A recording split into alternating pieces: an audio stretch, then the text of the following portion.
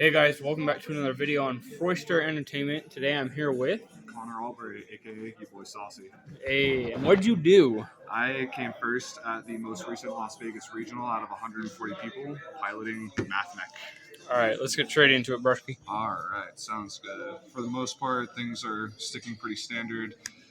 I mean, can't play without 3 circular. I mean, best card in the deck by far. Omni Negate, also another one of the best cards in the deck.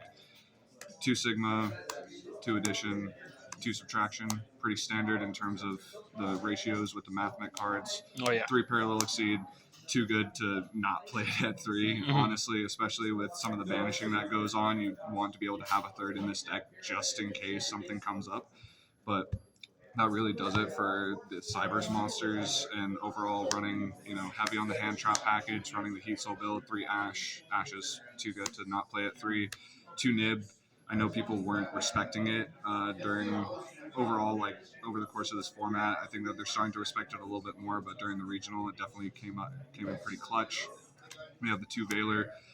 Pretty much same with Nib.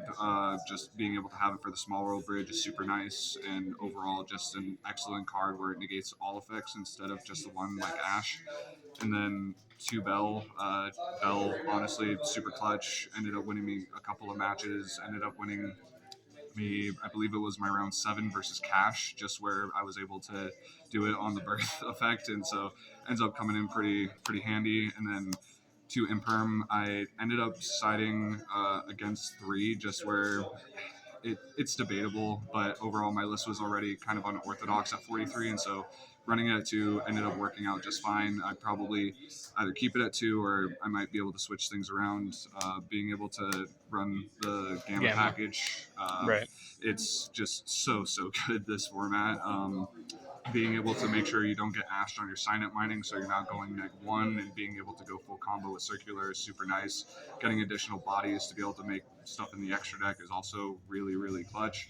And so, yeah, rounding it out with a total of 15 hand traps if you're counting the driver. But the only other 2 monsters in the list, running the Jizakiryu as well as Archfiend Eccentric. Ideally, this should have been a Santa Claus, but I wasn't able to get one in time for the event, where Santa Claus is also that light attribute that's able to be a perfect Small World Bridge. It gets you out of the Newman lock, and then Archfiend Eccentric, people don't expect to see this card whatsoever, and so when you're able to pop either their Floodgate, their monster, it's able to out a Rise Heart in certain scenarios, and overall, just was super good, where you're able to side it out if you're going first. And same thing with the Jizakiryu as well. But moving into the spells, we're looking at Best card. as much consistency as possible. This is basically Small World, the deck where pretty much any card plus Small World is able to get you into full combo with circular.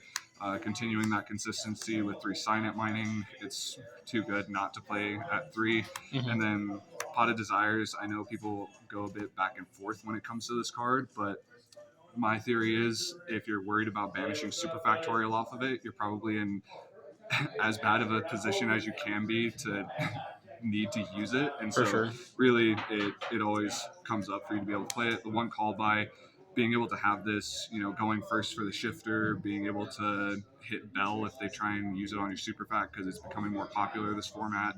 It's just really good. And then rounding it out with the Equation and the Super Fac, only need to run them at 1. It's too easy to be able to search them out of the deck, and you don't want to see multiples. So yeah, being able to run all those ratios felt really nice. Being able to move on into the extra deck, we have the standard 2 Allen version, 1 Laplation. Didn't feel like the second Laplation was necessary at all, just where typically once you summon the 1, your opponent normally scoops. Yeah, you're probably winning at that point. Yeah, probably winning if Super Fac is resolving and you're summoning Laplation. If not, you could also just hard summon it on your turn, be able to just blow out your opponent for the most part, and so wouldn't change anything about that. Again, considered running the 2, but just wasn't what was needed. Extra deck space is pretty tight, honestly, so the Link 1s, Amirage, need to run it. There are too many hands that you could open up a hand trap plus exceed, and so being able to have this to make sure you're able to extend into your combo is super necessary. Lingaribo, I mean, banishing traps is super good, especially with a lot of trap decks running around this format. Sometimes just negating that one trap, it just stops their whole turn because they need that one to resolve. You know, you hit this if they haven't already sprung like Big Welcome or Welcome Labyrinth. It's just so good. So those are Link ones. I decided against running the Link Spider G Golem combo because it is good, but also I wanted to be able to have stuff in my extra deck, specifically the Pit Knight early, because while Contact C isn't too prevalent, it's definitely something that's running around in people's side decks this format. And I wanted to make sure to have something that I was able to link off with 2 effect monsters that was still Cybers to be able to make sure to just play around that.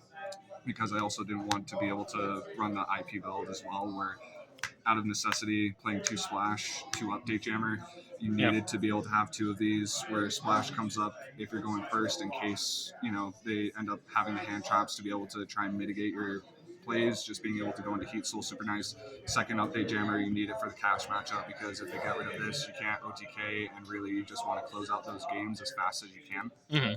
And so that's Link 2s, and then pretty standard Link 3s, Transcode, Heat Soul. Heat Soul is by far the best extra deck monster. I mean, besides OTKing your opponent with the access codes, because this is literally like, it's just Pot of Greed. Basically, this card literally says draw 2, and if your opponent is hand trapping this to try and stop you from drawing, it's like, all right, cool story, bro. You probably should have used that in the beginning of my turn anyways, and so having the double access code pretty much mandatory. Again, similar thing with Update Jammer for the cash matchup, and also 2 access code is able to come around in case you aren't able to properly go through nib to where you're able to just go through a secondary line and you're able to make the second access code just in case the first one goes away. But from there, that's the extra deck, being able to move into the side. I mean, Pale Beast, best OG. Shout out to the Pale Beast. We got 3 Droll. This is another one of just those win buttons, kind of like when you summon Inflation. If you're dropping Droll on the right opponent, it more or less can just completely shut off their turn. And so this was super good. I was highly contemplating maining it, but ended up siding it because I wanted to be able to play the Gamma package instead. The One Appointer, didn't see this all weekend, but it was, in theory, a really good card, being able to just rip one out of your opponent's hand after they know it's just like, oh, he has Heat Soul Super Fac, and then probably 2 hand traps. Oh, surprise, surprise. I get to see your whole hand, and I know what to do now. Exactly. So this is just, again, in theory, really good. Didn't end up seeing it over the weekend. Another win button. Anti-spell. Especially if you're seeing a pointer plus anti-spell to where they just literally can't do anything against you at that point. 3 evenly. It's too good of a board breaker to not play, honestly, because it's also like it not being a hard once per turn also came up this weekend because an opponent thought that we had agreed to go to the end of battle phase and thought that meant we were moving phases. Which just like, no, you activated effects, so this isn't once per turn, and I was able to drop the second evenly. Went to go activate Signet Mining in main phase 2, and he was just like, yeah, you got it. So I can't tell you how many times against trap tricks you just go this. Oh, cool, Sarah. Do it again. You just went through your resources. Thanks, dude. It's just like, oh yeah, thanks. Let me set up Heat Soul Super Fac and pass it back. Cool. Like, I didn't OTK you, but you're dead next turn anyways. Right. Respecting back row. Same thing with Evenly. I mean, 2 Cosmic, 1 Feather Duster. Didn't really see these all that much this weekend, but when I did see them, it was at the right opportunities. I ended up, my Labyrinth matchup was the only one that I lost, and I just didn't end up seeing these until it was too late, unfortunately. Right. But the last card to be able to round out the side deck was 2 Book of Moon. I was contemplating between Book of Moon and Book of Eclipse, but ideally, a lot of times, if you're able to get rid of one problem monster, which generally is just a Rise Heart Pass, if you're able to get rid of that, then you aren't risking your opponent drawing. You're just able to get rid of the one problem card and proceed to, just blow them out with access code, update, jammer, OTK. And so, yeah, overall, list was able to work out super well. Went 7-1, which was absolutely great to see. But yeah, that's the list. You got any shout outs for me? Yeah, no. Shout out to the homies back in Spanish Wells. If it wasn't for them, I probably wouldn't still be playing this game. Shout out to the boys back in North Carolina that got me into competitive Yu-Gi-Oh! In the first place.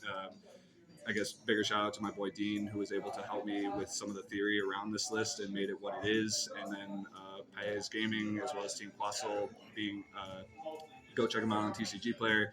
They were the ones to get me out to the event, so big shout out there. And yeah, just the rest of the homies in Utah testing with me at locals, being able to really just help me refine and become the player that I was to be able to win this event and be able to take first. But yeah, that's about it. For sure. Thanks, man. Comment, like, subscribe, guys. I'll see you around. Appreciate it.